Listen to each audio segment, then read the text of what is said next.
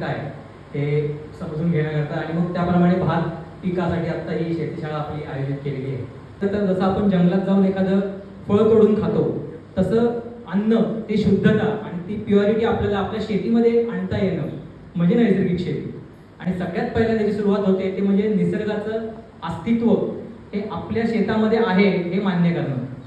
मग त्या मातीमध्ये काम करणारे जीवाणू कुठे गेले, त्या झाडावरती शेजारी असणारे पक्षी कुठे गेले, त्या ह्याच्यामध्ये तुम्हाला गारवा देणारी झाडं कुठे गेली. मग हे सगळं आपण काढतो, सपाट करतो आणि तशी आपण पहिल्यांदाच निसर्ग काढून टाकून मग शेतीला सुरुवात करतो. सो हा जो विचार आहे की तणांचंही अस्तित्व आपल्या शेतात असलं पाहिजे हे म्हणजे नैसर्गिक शेती. मग त्या गांडुळांचं अस्तित्व मान्य करणं म्हणजे नैसर्गिक शेती, की गांडुळांना पण जगायचा अधिकार आहे, मग मी माझ्या शेतामध्ये युरिया नाही टाकला पाहिजे. मग ते अस्तित्व मान्य करणं म्हणजे लीडरशिप. त्यांना हे टॅग असल्याशिवाय ना ते विक्री करू शकत नाही.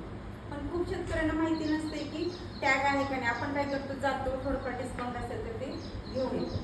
त्यानंतर इथं दिलेलं आहे बियाण्याची जात, वाण, परत आर्द्रता, परत नंतर लॉट नंबर, म्हणजे ती कोणत्या लॉटमधनं काढली, याच्यावर काय लिहिलं, एवढी व्हॅलिडिटी, एवढं उगवण क्षमता पण लिहिलेली असते किती टक्के.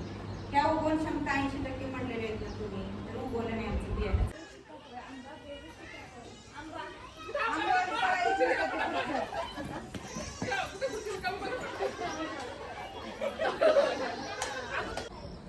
मौजे दारुंब्रे येथे आनंदमळा येथे महाराष्ट्र शासन कृषी विभाग आत्मा अंतर्गत नैसर्गिक महिला शेतीशाळा संपन्न झाली आणि त्या शेतीशाळेमध्ये महिलांना अल निनोच्या पार्श्वभूमीवरती अगदी भात रोपवाटिका टाकण्यापासून तर ते उगवण क्षमता, बीज प्रक्रिया आणि पुढील काय काय आव्हानं असतील त्यांना कसं फेस करायचं याबाबत सविस्तर असं मार्गदर्शन करण्यात आले.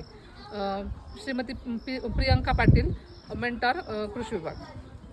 आज मौजे दारुंब्रे येथे महाराष्ट्र शासन कृषी विभाग आत्मा योजनेअंतर्गत महिलांची नैसर्गिक शेतीशाळा भात पीक घेण्यात आली.